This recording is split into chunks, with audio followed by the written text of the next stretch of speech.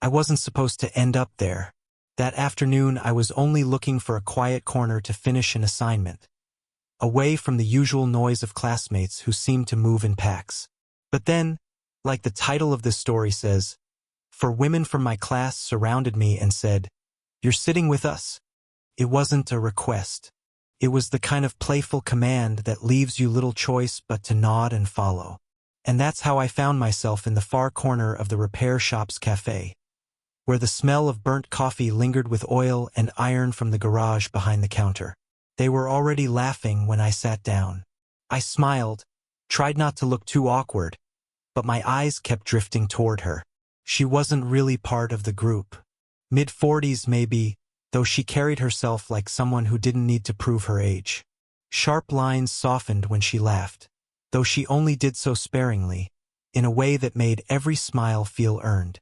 Her sleeves were rolled neatly, nails short and clean, and she had this quiet patience as the younger women around her chattered over each other.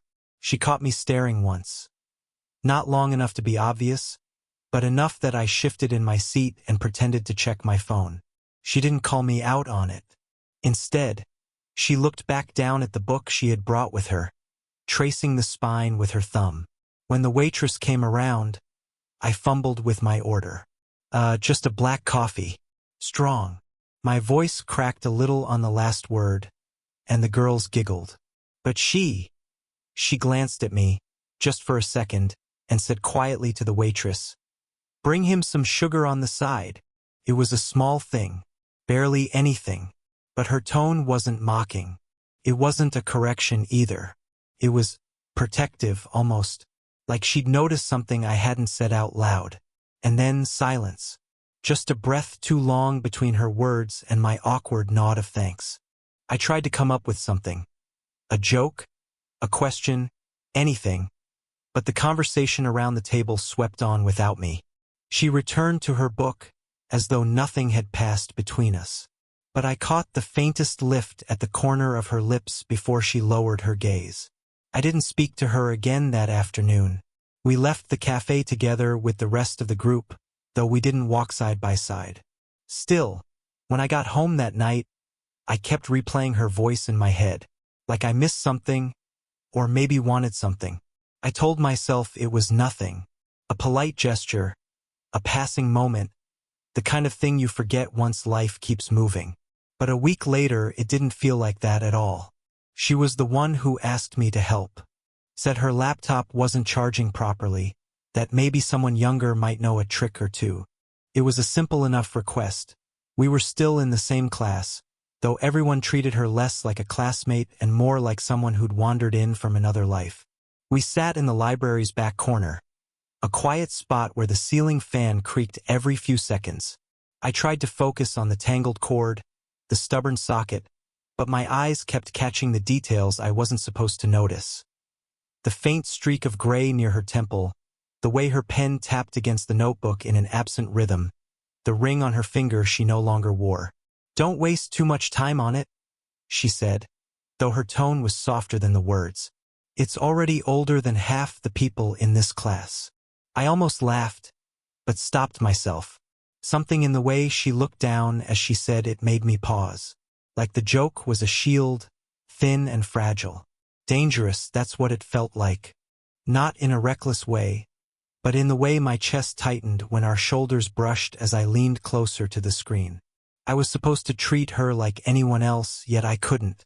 Not with how carefully she avoided my eyes, or how deliberate her silence became whenever I hesitated. "I can fix this," I muttered, more to fill the air than anything. Her hand rested near mine on the table. Too close. If I shifted an inch, we'd touch. My mind ran faster than my hands, imagining words I shouldn't say, questions I had no right to ask. When the screen finally flickered back to life, she exhaled, almost a sigh of relief. "You saved me a trip to the repair shop," she said.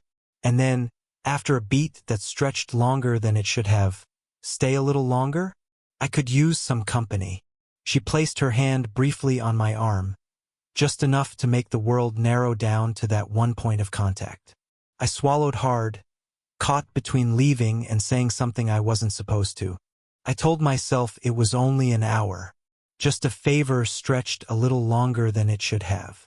But the longer I sat there, the harder it was to pretend I wasn't reading too much into the quiet between us. She had closed her book but hadn't left. The lamp on the table cast a soft light across her face, highlighting lines that weren't flaws so much as maps. Evidence of years I didn't know, choices I couldn't imagine. "Do you ever regret coming back to school?" I asked, surprising even myself. Her eyes lifted slowly, holding mine a fraction too long before she answered. "Every day. And not at all."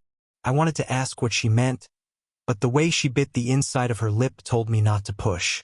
Instead, I reached for the laptop to shut it down, and in that moment our fingers brushed. Just for a second. Enough for me to feel the warmth of her skin, enough to make me freeze. Neither of us pulled away right away. Her hand lingered, as though testing how long she could stay in that space before it became obvious. Then she shifted back, cleared her throat, and murmured, "Sorry." I opened my mouth, ready to say don't be, but the words caught in my throat. That's when her phone buzzed on the table, a sharp vibration that shattered the silence. She didn't answer, just stared at the screen for a moment before flipping it face down. Her expression gave nothing away, but the air between us thickened. Whoever it was, she didn't want them to interrupt this. I should have left then. I knew it. I even gathered my bag halfway off the chair. But she looked at me, and there was something unguarded in her eyes, like she was on the edge of saying something she hadn't said to anyone else. My chest tightened. "I should stay," she whispered, almost too soft to catch. The fan above us creaked.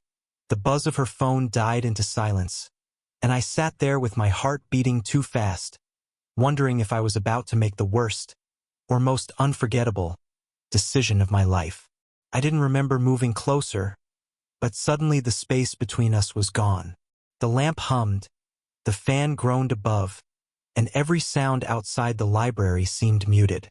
It was just her and me, suspended in a silence that wasn't empty at all. "You shouldn't look at me like that," she said finally, her voice low, almost steady. "Almost." "I'm not," I started, but the lie caught halfway out. I had been staring, tracing the lines of her face, memorizing details I had no right to. Her laugh was soft, humorless. "You're too young to waste your time on people like me." "People like you?" The words came out sharper than I intended. You're the only one here who actually makes sense."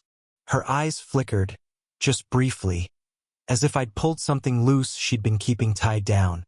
She looked away, folded her hands too tightly in her lap. I should have stopped. Instead, I kept going. "Do you think I don't notice? How you keep yourself apart. How you never really say what you're thinking." Her hands stilled. For the first time, she looked at me without walls. "And if I did?" The question hit harder than it should have. My chest tightened. I could hear the faint buzz of her phone again in the background. Unanswered. Ignored. My throat went dry. I leaned in before I knew I was doing it. Not close enough to cross the line, but close enough to feel the air shift between us. Close enough to smell the faint trace of her perfume, worn thin but still clinging. "I'd listen," I whispered. Her lips parted, but no words came. Just a breath that trembled at the edge of breaking. And then footsteps in the hallway. Voices. The clatter of a door shutting somewhere too near. We both froze, like teenagers caught in something forbidden. Her eyes darted toward the sound, then back to me. Neither of us moved. The moment stretched, fragile, aching. Finally, she asked, barely above a whisper, "What are you really doing here?" The question hung between us like a match waiting to be struck, and I had no answer that wouldn't set the whole thing on fire. Her question hung in the air. "What are you really doing here?" But before I could answer, the library door creaked open. One of our classmates poked her head in, scanning the rows. "Professor? Oh, sorry. Didn't know you were still here." I blinked. Professor? The girl disappeared as quickly as she'd come, but the word remained, heavy and undeniable. I turned to her, but she was already looking down, closing her laptop with a snap that sounded louder than it should have. Her hands shook just slightly. You? I struggled to piece it together. You're not just a student? No. She pressed her fingers against her temple. I told the class coordinator I'd sit in. It's part of the continuing program. They let me blend in so I could keep moving forward. But yes, I'm faculty. Not yours directly, but...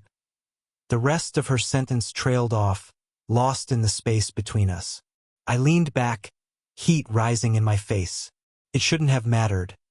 She was still the same woman who asked me to fix her laptop, the same one who'd told the waitress to bring sugar with my coffee. But now everything tilted. The lines we'd been towing suddenly carved in stone. She saw it in my expression. This is why, she said quietly. Why I keep distance. Why I don't let anyone. But you did. I cut in, before I could stop myself. My voice was low, sharper than I intended. You let me. Her eyes met mine then, steady, unflinching. That was a mistake. The words should have pushed me back, but instead they pulled me closer. Not physically, but into the rawness of her admission. Because her tone betrayed her. It wasn't certainty, it was regret. I exhaled, fighting every instinct to either walk out or cross the distance. If it's a mistake, then why ask me to stay? Why keep answering when you could have ended this hours ago? Her lips parted, but before she could respond, her phone buzzed again. This time she picked it up, not to answer but to power it off completely. Then, slowly, deliberately, she looked at me and said, "Because I don't know how not to." The room felt like it shifted under us, and I realized nothing between us could go back to the way it was. We sat in silence after her words, because I don't know how not to. The creak of the ceiling fan filled the space where neither of us spoke. My chest ached, torn between what I wanted to say and what I knew I shouldn't. Finally, I leaned forward, my voice barely steady. You don't have to keep pretending. Not with me. Her eyes narrowed, not in anger but in defense, like I'd pressed against a door she'd held shut for too long. Pretending keeps me safe. Keeps you safe too. I shook my head. Safe from what? From feeling something real. The words slipped out harsher than I meant, but I didn't take them back. Her face shifted, a flicker of pain, then something softer. She dropped her gaze, and her fingers curled tight around the edge of her notebook. I can't afford this, she whispered. Not now. Not at this stage of my life. I swallowed. Then tell me to go. For good. Tell me it meant nothing, and I'll believe you. She finally looked at me, and for the first time there was no shield, no mask. Just her raw, tired, alive. Don't ask me to lie to you. The air between us cracked open. For a long moment we just stared. Two people on opposite edges of something neither of us had asked for but somehow couldn't turn away from. Her hand moved first. She reached across the table, fingers brushing against mine. Not in accident this time, but in choice. The touch was small, but it felt like the loudest thing in the room. I don't know where this goes, she said, her voice breaking on the edges. But you make me feel seen. My throat tightened. No clever reply came, no grand confession. Just my hand turning, fitting against hers, holding on even though we both knew it was dangerous. For the first time, neither of us pulled away. We stayed like that, silent, uncertain, but connected. Long enough for the fan's creak and the night air outside to fade into nothing. Whatever happened next, we had already crossed the line that mattered most. Admitting it. I used to think moments like this only belonged in stories, messy, impossible connections that blur the lines between right and wrong. But sitting there with her hand in mine, I realized it wasn't about rules or labels. It was about the fact that neither of us wanted to keep pretending anymore. We didn't make promises that night. There were no dramatic confessions, no vows of forever. Just honesty stripped down to its most fragile form. She admitted she carried regrets she couldn't erase. I admitted I noticed things about her no one else seemed to. And in that strange, quiet way, we both found something we hadn't expected. Recognition. The next day, everything around us was the same. The noisy classmates, the clatter of the cafe, the hum of everyday life. But between us, everything had shifted. There was no going back to being strangers who sat across a crowded room. We'd crossed into something unspoken but undeniable. It didn't mean easy. It didn't mean perfect. What it meant was that we were both willing to face the risk of being seen, fully without the safe distance of silence. Looking back now, I think that was the real lesson. Sometimes it isn't about the grand gesture or the perfect timing. Sometimes it's about the courage to sit in the uncomfortable space and say, I see you. Do you see me too? And she did. That was enough.